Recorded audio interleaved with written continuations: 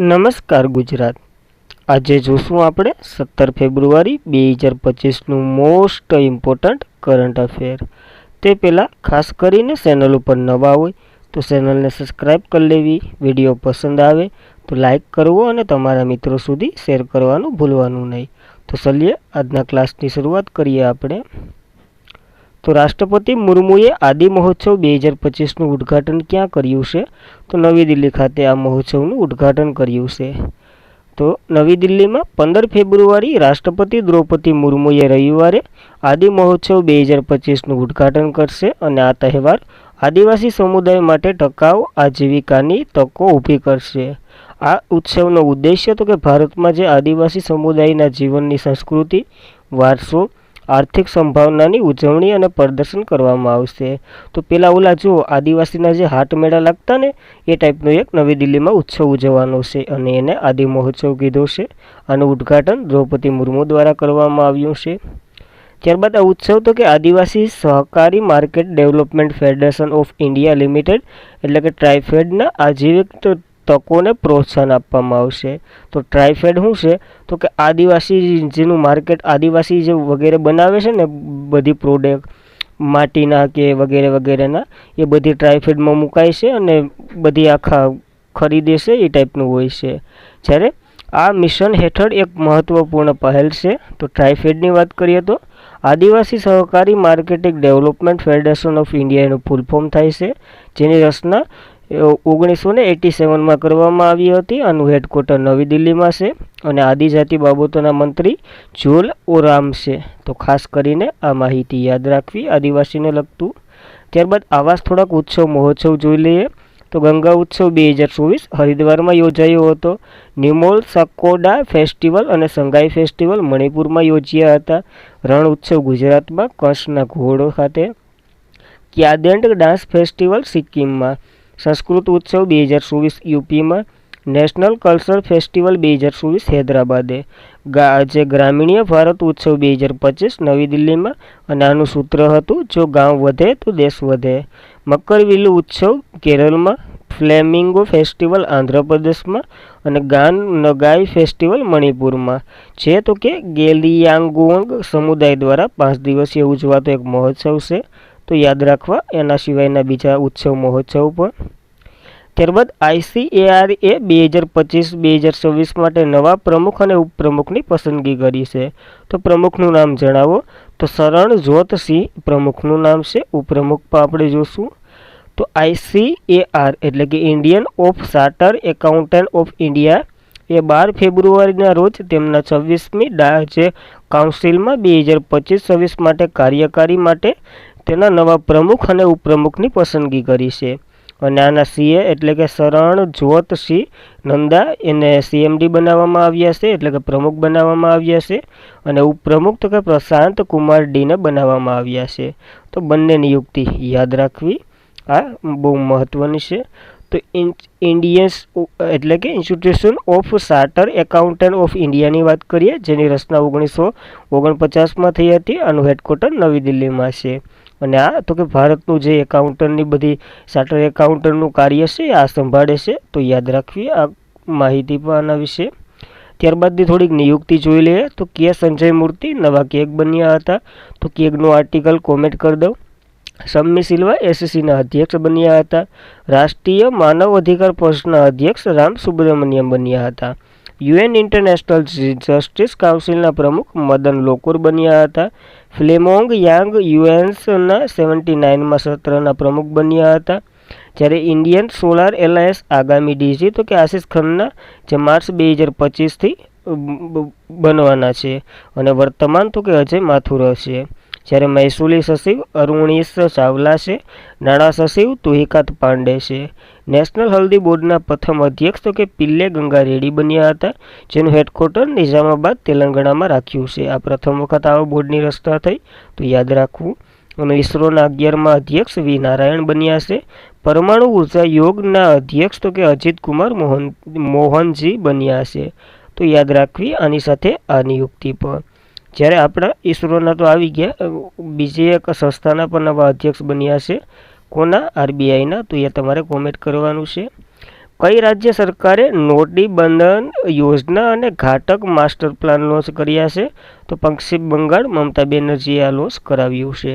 તો જોઈએ તો મુખ્યમંત્રી મમતા બેનર્જીના નેતૃત્વ હેઠળ પશ્ચિમ બંગાળ સરકારે 2025-26માં બજેટમાં તો કે નદીના વિકાસને વધારવા અને ગંગા બ્રહ્મપુત્ર નદીના ધોવાણને રોકવા માટે નોટિબંધન યોજના રજૂ કરી. આ શું કરશે? તો કે નદીઓની સંભાળ કરશે. આ એક નદીઓને લગતી યોજના છે. જ્યારે આ સાથે જ પશ્ચિમ બંગાળમાં જે મિદનાપુરમાં પુલને સંબોધવા માટે ઘાતક માસ્ટર પ્લાન માટે નોંધપાત્ર ફાળો આ બજેટમાં કરવામાં આવ્યો છે. એટલા માટે આઈએમપી અને બ્રહ્મપુત્ર નદી ઉપર જે ગંગા અને બ્રહ્મપુત્ર જે મિલન થાય ત્યાં રજૂ કરવાનું છે. એટલા માટે આપણા માટે આઈએમપી છે. આ પહેલનો ઉદ્દેશ્ય તો કે રાજ્યની નદી આધારિત પ્રદેશોમાં કુદરતી આફતો ઘટાડવા, આજીવિકા વધારવા અને માળખાગત સુવિધાને મજબૂત બનાવવાનું છે. તો યાદ રાખવી, આવી એક પહેલ પશ્ચિમ બંગાળે શરૂ કરી છે. પશ્ચિમ બંગાળની વાત કરીએ તો કેપિટલ કોલકાતા છે. સીએમ તો કે મમતા બેનર્જી છે અને ગવર્નર તો કે વી આનંદ બોસ છે. યાદ રાખવી એટલી માહિતી પણ. ત્યારબાદ આવી થોડીક રાજ્ય સરકારની યોજનાઓ જોઈ લઈએ તો મુખ્યમંત્રી પૂર્ણ પુષ્ટિકરણ યોજના ઓડિશાની છે. મુખ્યમંત્રી કૃષક મિત્ર યોજના મધ્યપ્રદેશની છે. મુખ્યમંત્રી ગ્રામીણ આવાસ ન્યાય યોજના છત્તીસગઢની છે. મુખ્યમંત્રી લઘુમતી ઉદ્યોગ સાહસિક યોજના બિહારની છે. મુખ્યમંત્રી લોક સેવક આરોગ્ય યોજના આસામની છે. યુવા મિતાલી પરિવહન યોજના છત્તીસગઢની છે. અબુઆ બીસ ડિમોસ યોજના ઝારખંડની છે. સામાજિક ન્યાય અને સશક્તિકરણ મંત્રાલયે અનુસૂચિત જાતિ માટે એના ઉત્થાન માટે શ્રેષ્ઠ યોજના શરૂ કરી હતી. જ્યારે તળાવ લાડકી યોજના મહારાષ્ટ્રની છે. મુખ્યમંત્રી સુખાશ્રમ યોજના હિમાચલ પ્રદેશની છે અને મુખ્યમંત્રી સુખ શિક્ષા યોજના પણ હિમાચલ પ્રદેશની છે. તો આના સિવાયની આ બીજી યોજનાઓ પણ યાદ રાખવી. ત્યારબાદ ક્યાં યોજાયેલ સંવાદમાં પ્રધાનમંત્રી મોદીનું સંબોધન કર્યું છે? એટલે કે પ્રધાનમંત્રી મોદીએ આ સંવાદમાં સંબોધન કર્યું છે. તો આ સંવાદ તો કે થાઈલેન્ડ ખાતે યોજાયો હતો. તો થાઈલેન્ડમાં સંવાદમાં પ્રધાનમંત્રી મોદીનું સંબોધન જોઈએ તો પ્રધાનમંત્રી નરેન્દ્ર મોદીએ છે થાઈલેન્ડમાં સંવાદ કાર્યક્રમમાં એક વિડીયો સંદેશ આપ્યો, જેમાં થાઈલેન્ડ અને વ્યાપારિક એશિયાના ક્ષેત્રને ભારતના ઊંડા સાંસ્કૃતિક વારસાને સંબોધન કર્યું. અને આની શરૂઆત આ સંવાદની શરૂઆત તો કે 2015માં થઈ હતી. જાપાનના ભૂતપૂર્વ પ્રધાનમંત્રી શિન્ઝો આબે હતા, એની સાથે વહેલી ચર્ચા કરી હતી. અને ક્યારથી મોદીજી અથવા તો બધી દેશો મળી અને આવી રીતના ચર્ચાઓ કરે છે, સંવાદો યોજે છે. તો હાલ નરેન્દ્ર મોદીએ થાઈલેન્ડ સાથે આવી ચર્ચા કરી છે. તો યાદ રાખવી. ત્યારબાદ થાઈલેન્ડની વાત કરીએ તો કેપિટલ બેંકોક છે. ચલણ તો કે થાઈન બહન્ટ છે. જ્યારે પીએમ તો કે પેન્ટોંગોટ્ટા સિનાવાત્રા છે, હમણાં જ બન્યા હતા. તો યાદ રાખવું થાઈલેન્ડ વિશે એટલી માહિતી. ત્યારબાદ આવી થોડીક પહેલો અથવા તો જે કોન્ફરન્સો હતી એ જોઈ લઈએ. તો પહેલો ટેકનોલોજી સંવાદ તો કે આઈસ બેંગ્લોર ખાતે થયો હતો. હેન્ડલૂમ કોન્ફરન્સ જેનું નામ તો કે મંથન આપ્યું હતું, નવી દિલ્હીમાં થયો હતો. રાષ્ટ્રીય આદિવાસી આરોગ્ય પરિષદ 2025 નવી દિલ્હીમાં ગાંધીનગર ગુજરાત ખાતે યોજાયો હતો. બ્રિક્સ યુથ એન્ટરપ્રિન્યોરશિપ સમિટ ભારતમાં યોજાઈ હતી નવી દિલ્હી ખાતે. પ્રથમ રોયસન્ટ middle east conference Abu Dhabi UAE ખાતે યોજાઈ હતી અને આમાં આપણા એસ જયશંકર ચીફ ગેસ્ટ હતા. જ્યારે 10મો સાયન્સ ફિલ્મ ફેસ્ટિવલ ગોવામાં યોજાયો હતો. વર્લ્ડ હેલ્થ ઓર્ગેનાઇઝેશને વિશ્વ ફાર્માકોપી 15મી આંતરરાષ્ટ્રીય બેઠક ક્યાં યોજી હતી? તો ભારતના નવી દિલ્હીમાં. અને વર્લ્ડ હેલ્થ ઓર્ગેનાઇઝેશનમાંથી હમણાં 2 દેશો નીકળી ગયા. એક તો અમેરિકા છે, બીજો આપણા માટે આઈએમપી છે, કારણ કે અમેરિકા તો આખી દુનિયા જાણતી હશે. બીજા તમારે કોમેન્ટ કરવાનું છે. પ્રથમ વૈશ્વિક ન્યાય શાંતિ અને પ્રેમ સમિટ 2025 યુએઈ ખાતે યોજાઈ હતી. બેમસ્ટેક યુથ સમિટ 2025 ગાંધીનગર ગુજરાત ખાતે યોજાઈ હતી. 12મી વિશ્વ સરકાર સમિટ 2025 દુબઈ ખાતે યોજાઈ હતી. અને 14મી જે Asian fisheries and acquired culture forming meeting Bharat Navi Delhi ખાતે યોજાઈ હતી. તો યાદ રાખવી આ મિટિંગો પર. ત્યારબાદ જોથમ નાપટ કયા દેશના નવા પીએમ બન્યા છે? તો વનુઆતુના નવા પીએમ બન્યા છે આ દેશના. તો ઓસ્ટ્રેલિયાની આકુર આવેલું છે. આનું લોકેશન પ્રોપર જોતું હોય તો આ એક દેશ છે. તો જોથમ નાપટ વનુઆતુના નવા પીએમ બન્યા છે. અને જોથમ નાપટ વનુઆતુના એવા પીએમ બન્યા છે જે બિનહરીફ પદે મેળવ્યું છે. તો યાદ રાખવું. અને વનુઆતુની વાત કરીએ તો કેપિટલ પોર્ટ વિલા છે અને ચલણ તો કે વનુતુ વાટુ છે. તો વનુઆતુનું વનુતુ વાટુ યાદ રાખવું. આ નવા પીએમ આવ્યા છે. ત્યારબાદ ભારતના રાષ્ટ્રપતિએ આંતરરાષ્ટ્રીય મહિલા પરિષદનું ઉદ્ઘાટન અને સત્ર ક્યાં બિરદાવ્યું છે? તો આ બેંગ્લોર ખાતે બિરદાવ્યું છે આ સત્રનું આયોજન.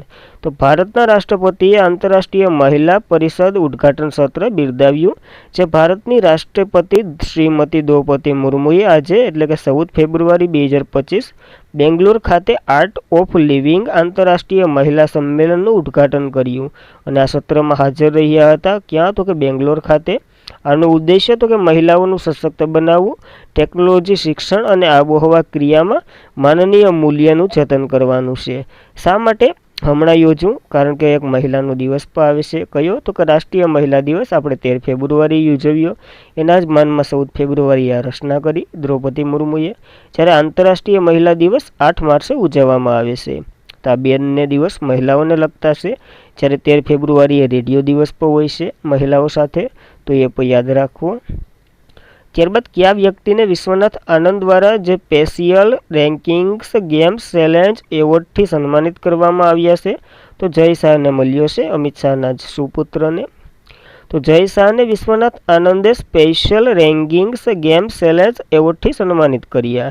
જે ભારતના શેષના જાદુગર અને પ્રથમ ગ્રાન્ડ માસ્ટર વિશ્વનાથ આનંદ, જે બીસીસીઆઈના ભૂતપૂર્વ સચિવ અને હવે તો કે એસીસીઆઈના વડા છે, જય શાહ, જેને special rankings games challenge award આપ્યો છે.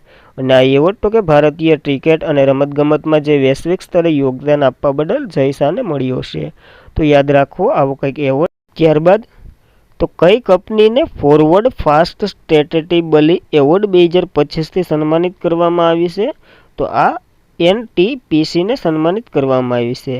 નેશનલ થર્મલ પાવર કોર્પોરેશન આનું ફૂલ ફોર્મ થાય છે. તો આ લિમિટેડ છે, જે પાણીની સ્થિતિસ્થાપકતા માટે ફોરવર્ડ ફાસ્ટ સ્ટેટેનેબિલી એવોર્ડ 2025થી સન્માનિત કરવામાં આવી. અને ભારતની સૌથી મોટી ઇન્ટિગ્રેટેડ પાવર યુનિટ અને એનટીપીસી લિમિટેડ, જે વોટર રેઝિસ્ટન્ટ કેટેગરીમાં પ્રતિષ્ઠિત ફોરવર્ડ ફાસ્ટ સ્ટેટેનેબિલિટી એવોર્ડ 2025થી સન્માનિત કરવામાં આવી. તો યાદ રાખવું. અને આ એવોર્ડ તો કે 13 ફેબ્રુઆરી 2025ના રોજ ચેન્નઈમાં જે United national global complex network India દ્વારા આપવામાં આવ્યો છે. એક ભવ્ય સમારોહ પણ યોજાયો હતો આના માનમાં. તો યાદ રાખવી આ માહિતી. એનટીપીસીની વાત કરીએ હવે. તો નેશનલ થર્મલ પાવર કોર્પોરેશન, જેનું ફૂલ ફોર્મ થાય છે, એની રચના 1975માં થઈ હતી. આનું હેડક્વાર્ટર નવી દિલ્હી ખાતે છે અને સીએમડી તો કે ગુરદીપ સિંહ છે. જ્યારે આ શું કરે? તો કે થર્મલ પાવર એટલે કે વીજળી પેદા કરે છે. તો એ પણ યાદ રાખવું. અને વીજળી એવી રીતના પેદા કરે કે પાણીનું પ્રદૂષણ બહુ લિમિટેડમાં થવા દે. ટૂંકમાં થાય તો ખરી જ, કારણ કે પાણીમાંથી વીજળી મેળવીએ એટલે પાણીનું પ્રદૂષણ થાય, પણ મિનિમમ બીજે કરતાં ઓછી એવી રીતના આને મળ્યો છે. તો આપણે બીજા એવોર્ડો પર જોઈ લઈએ આની સાથે, કારણ કે આ લેક્ચરમાં બે ક્વેશ્ચનો હતા એવોર્ડના, તો સાથે રિવિઝન કરી લઈએ. તો 2024 માટે 25મો લાલ બહાદુર શાસ્ત્રી રાષ્ટ્રીય પુરસ્કાર રાજ્યશ્રી બિરલાને, એલેક્ઝાન્ડર ડન જે યુએસના છે અને star Ramanujan award 2024, international astronomical ફેડરેશને વર્લ્ડ સ્પેસ એવોર્ડ સોમનાથનને આપ્યો હતો, જે ઇસરોના ભૂતપૂર્વ અધ્યક્ષ છે. માનવતાવાદી પુરસ્કાર 2024 મોહનજીને. 2023 માટે કાલિદાસ સન્માન એવોર્ડ મધ્યપ્રદેશની સરકાર દ્વારા રઘુપતિ ભટ્ટને. વિભવ તાલુકદારને હેરી મેમોરિયલ એવોર્ડ, જે યુનાઇટેડ નેશનલ કાઉન્સિલ દ્વારા અપાય છે. જ્યારે સખારાવ પુરસ્કાર યુરોપિયન સંસદના દ્વારા અપાય, જે મારિયા કોરિયા મચાડો અને એડવેન્ડો ગોન્ઝાલેસને મળ્યો છે. આ બંને વેનેઝુએલાના છે. ત્યારબાદ સન્માનતા હાર્વે ઓર્બિટર માટે મળ્યો છે અને Booker Prize 2024. Maria Victoria Juan જે એસ્ટ્રિયન ગાર્ડિયન નર્સ એવોર્ડ મળ્યો છે 2024 માટેનો. ફિલિપ નોયલ સત્યજીત રે લાઇફટાઈમ અચીવમેન્ટ જીત્યા છે. તો યાદ રાખવા બીજા એવોર્ડો પણ. ત્યારબાદ ભારતમાં હેમર હથિયારના ઉત્પાદન માટે સફારાને કોની સાથે ભાગીદારી કરી છે? તો ભારતની જ કંપની હોય ભેલ સાથે ભાગીદારી કરી છે સફારાએ. તો ભારતમાં હેમર હથિયારના ઉત્પાદન માટે હવે સફારા જે ફ્રાન્સની કંપની છે અને જે સફારા ઇલેક્ટ્રોનિક એન્ડ ડિફેન્સ જે ભારતની હેમરનું ફૂલ ફોર્મ તો કે highly એગ્લિન્ટ medulla minute excellent range થાય છે, જે પ્રિન્સિંગ ગાર્ડિયન્સ એર ટુ ગાર્ડિયન્સ હથિયાર ઉત્પાદન કરશે. હવાથી હવા એવું એક ઉત્પાદન કરશે, જે તમને થંબનેલમાં પણ જોઈ હશે એવી ટાઈપની મિસાઇલ. જે કસ્ટમાઇઝેશન અને જાળવણી માટે સંયુક્ત સાહસ સ્થાપિત કરવા માટે એમઓ થયા છે. તો ખાસ કરીને સફારા જે ફ્રાન્સની છે અને બેલ ભારતની છે, આ બંને સાથે એમઓયુ થયા છે. આ ભાગીદારીના ઉદ્દેશ્ય આત્મનિર્ભર ભારતની એક પહેલ જે સુરેખિત થઈ અને ભારતની સંરક્ષણ ઉત્પાદન ક્ષમતાને મજબૂત બનાવવાનું છે. તો આ ધ્યાન રાખવું, અને આ નિર્ભરતા ધરાવતું છે, એટલે કે આત્મનિર્ભરતા ધરાવતું ભારત એવી રીતના છે. ભેલની વાત કરીએ તો ભારત ઇલેક્ટ્રોનિક લિમિટેડ એનું ફૂલ ફોર્મ થાય છે. આની રચના 1956માં થઈ હતી. મુખ્ય મથક બેંગ્લોરમાં અને CMD તો કે મનોજ જૈન છે. તો યાદ રાખવી આ માહિતી પણ. ત્યારબાદ પદ્મશ્રી પુરસ્કાર વિજેતા સુકુરી બોમ્મા ગોંડુનું 88 વર્ષની વયે નિધન થયું છે. તો આ કયા રાજ્યના છે? તો કર્ણાટકથી બિલોંગ કરે છે આ મહિલા. તો પ્રખ્યાત લોકગાયિકા અને પદ્મશ્રી પુરસ્કાર જેને 2017માં વિજેતા સકુરી બોમ્મગોંડા, જેમને સુકરાજીઝ તરીકે પણ ઓળખવામાં આવે છે, તો કર્ણાટકમાં, અને તેમનું 13 ફેબ્રુઆરી 2025ના રોજ 88 વર્ષની વયે અવસાન થયું છે. ક્યાં? તો કે કર્ણાટક ખાતે, અને કર્ણાટકથી જ બિલોંગ કરે છે. સુકરી બોમ્માગોંડા જે કર્ણાટકના હક્કલિકુ વોકાલિંગ સમુદાયના એક આદરણીય વ્યક્તિ હતા, જેમણે કર્ણાટક સરકાર તરફથી રાજ્યોત્સવ એવોર્ડ અને નાડોજા એવોર્ડ પણ મળ્યા છે. એટલા માટે બહુ ફેમસ વ્યક્તિત્વ છે, તો યાદ રાખવું. ત્યારબાદ થોડાક નિધનો જોઈ લે જે 2025ના છે. તો વિશ્વની સૌથી વયોવૃદ્ધ ઓલિમ્પિયડ જે સુવર્ણ ચંદ્રક વિજેતા એગ્નેસ કેલેટ્રીનનું અવસાન થયું હતું, જેઓ હંગેરીમાં રમ્યા હતા. જ્યારે ફ્રેન્ચ ભારતીય સંસ્કૃતિ વિદ્વાન ડૉક્ટર પિયર સિલ્વે જે પિયોજોનુકનું નિધન થયું છે. 2024માં એને પદ્મશ્રી મળેલો હતો. ભૂતપૂર્વ મુખ્ય વૈજ્ઞાનિક સલાહકાર ડૉક્ટર R. સિદમ્બરાનું 1999માં તેમને પદ્મશ્રી વિભૂષણથી સન્માનિત થયા હતા. હાલ આપણા કોણ છે વૈજ્ઞાનિક સલાહકાર? તો કે અજય કુમાર સૂદ છે. જ્યારે વિશ્વની સૌથી વૃદ્ધ મહિલા વ્યક્તિ જાપાનના ટોમિકો ઇન્ચુકાનું પણ અવસાન થયું હતું. વિશ્વના સૌથી વૃદ્ધ પુરુષ વ્યક્તિ જ્હોન ટીનિસ વુડનું પણ અવસાન થયું હતું.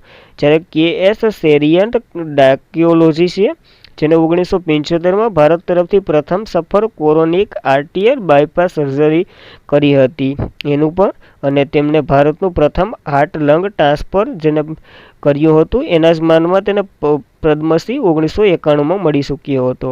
તો આ નિધનો પણ યાદ રાખવા આની સાથે. અને આજના માટે એટલું જ હતું. ખાસ કરીને મિત્રો, વિડીયો પસંદ આવે લાઇક કરવો, તમારા મિત્રોને શેર કરવો, અને ચેનલ પર પ્રથમ વખત હોય તો સબસ્ક્રાઈબ પણ કરી લેવી. Thank you for watching this video. જય હિન્દ, જય ભારત.